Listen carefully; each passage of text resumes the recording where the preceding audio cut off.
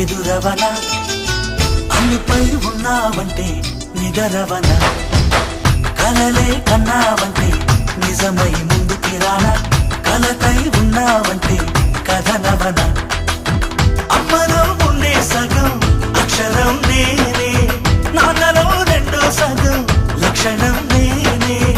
అమ్మ తోడు నాన్న తోడు అన్ని నీకు అన్నే చూడు చెల్లిపోని బంధం నేనమ్మా చిట్టి చెల్లెమ్మా వెళ్ళిపోని చుట్టం